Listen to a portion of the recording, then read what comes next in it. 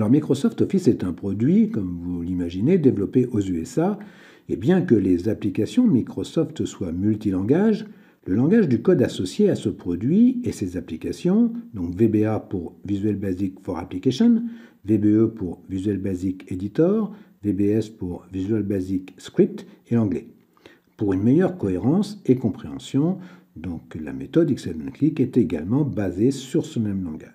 Alors rassurez-vous, pour ceux qui ne sont pas très familiers avec la langue anglaise, ce ne sont juste que quelques mots à apprendre, qui sont en fait liés au menu d'Excel en anglais et au langage VBA, pour lesquels il y a énormément de similitudes. Une autre raison est que l'alphabet anglais est dépourvu d'accent et que le compilateur VBA aura parfois des difficultés à digérer les caractères accentués. Alors pour cette formation de premier niveau, le menu d'Excel est en français, mais si l'anglais n'est pas pour vous un obstacle, eh bien XL1Click, je vous conseille, pour les similitudes de commandes et de langage entre les menus de l'application et le code VBA, eh bien de passer votre Office en anglais. Dans ce tableau sur lequel vous pourrez revenir tout au long de cette formation, eh bien vous trouverez les noms des variables, attributs et arguments définis par convention. C'est un point important de la méthode XL1Click qui facilitera la lecture et la compréhension du code. Dans ce deuxième tableau, vous avez ici les symboles utilisés pour définir les variables que nous aborderons dans un prochain chapitre.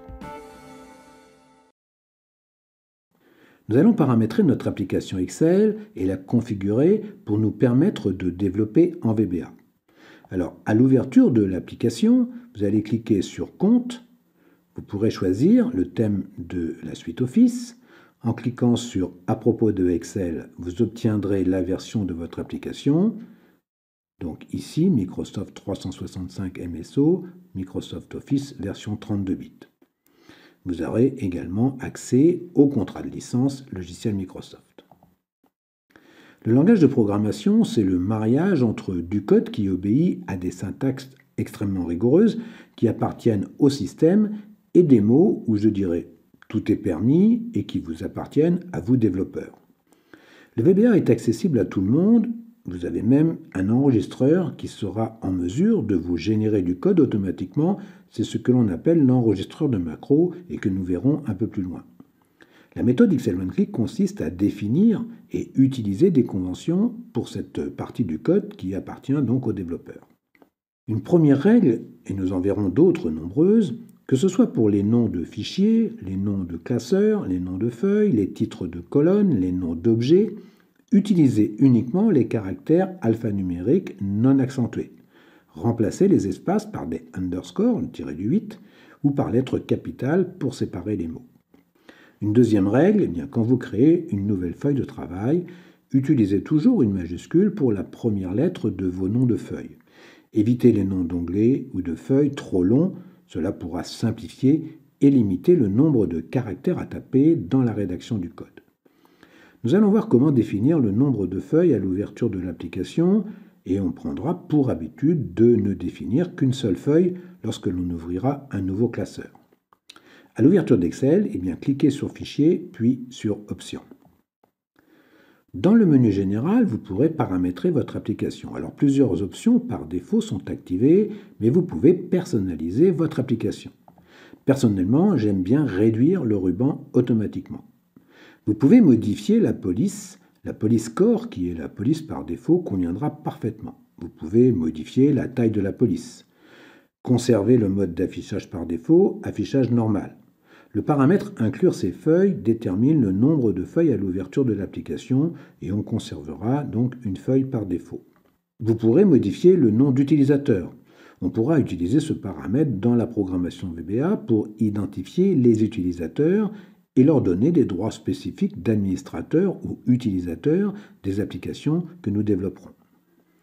Il est possible de définir un arrière-plan, ce qui n'a aucun intérêt, et vous pourrez également à ce niveau modifier le thème de la suite Office. L'onglet développeur de la barre de menu ne s'affiche pas par défaut. Alors pour ajouter l'onglet développeur à la barre de menu, cliquez sur Fichier puis sur Options. Dans le menu Personnaliser le ruban, cochez la case Développeur. Toujours dans le menu Fichier, Options, Centre de gestion et de confidentialité, paramètres du centre de gestion de la confidentialité, paramètres des macros, cochez la case Accès approuvé au modèle d'objet du projet VBA, ce qui vous permettra en tant que développeur de manipuler les objets VBA de vos projets, l'essence même de cette formation. Tous les réglages que nous venons d'effectuer sont liés à l'application Excel et non pas au fichier ouvert. Il ne sera donc pas nécessaire d'y revenir. Avant d'enregistrer votre classeur ouvert, je vais vous parler des différents formats Excel mis à votre disposition. Alors, il existe, pour les fichiers que l'on souhaite échanger ou partager, deux principaux formats prenant en compte les macros. C'est le format XLSM et le format XLSB. Pour information, depuis Excel 2007 a été introduit un nouveau format de fichier appelé OpenXML et qui a remplacé l'ancien format binaire XLS des versions 97 et 2000. Aujourd'hui, l'extension proposée par défaut lors de l'enregistrement d'un classeur est de type XLSX, qui fait appel à ce format OpenXML. Le format OpenXML en fait est un format compatible avec de nombreuses plateformes. Il pourra être ouvert, par exemple, sur macOS, iOS ou Android. Il existe d'autres formats de fichiers qui font appel au format OpenXML. Le classeur autorisant les macros .xlsm, c'est le format dans lequel nous allons enregistrer notre projet Training MD1. Les modèles Start Model ou Template à l'extension XLTX et qui seront par défaut localisés dans le répertoire modèle Office personnalisé.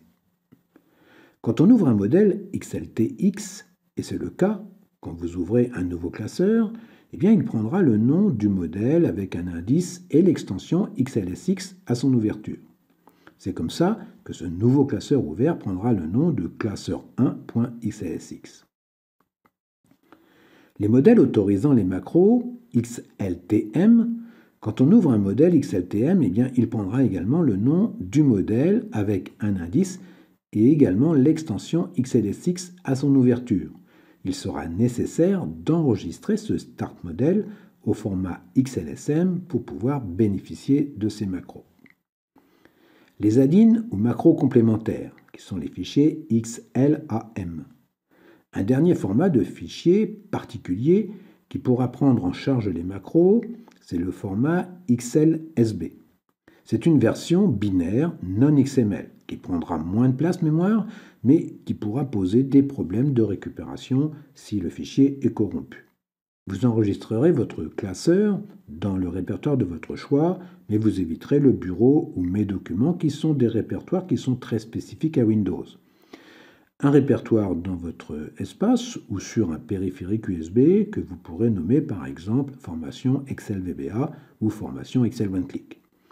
Après toutes ces informations, vous enregistrerez votre classeur ouvert sous le nom de training_md1.xlsm, un format de type OpenXML prenant en compte les macros.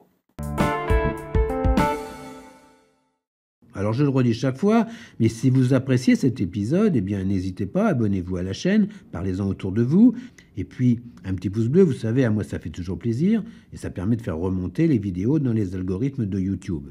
Activez la cloche, ça vous permettra d'avoir la primeur du prochain épisode.